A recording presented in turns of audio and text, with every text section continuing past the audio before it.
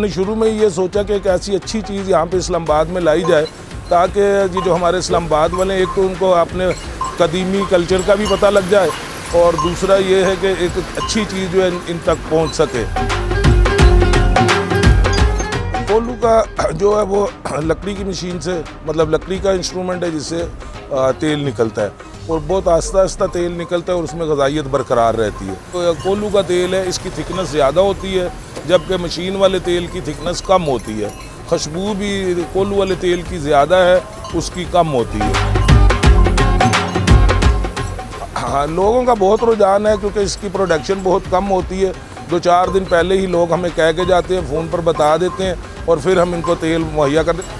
अक्सर ये डॉक्टर हजरात भी इसको रिकमेंड कर रहे हैं। और पहले अगर आज हम 30-40 साल पहले जाएं तो घरों में यही तेल या देसी घी ही इस्तेमाल किया जाता था। इस कोल्लू में एक टाइम में हम 12 किलो सरसों डालते हैं और जिससे हमें मैक्सिमम 4 किलो तेल हासिल होता है। एक दिन में तकरीबन 16 किलो तेल मिलता है और इसमें खर्च जो है वो बहुत ज़्यादा आता है। वो जो सरसों का मशीन वाला तेल है वो 280 रुपये केजी है और ये कोल्लू वाला जो है ये 400 रुपये पर केजी है।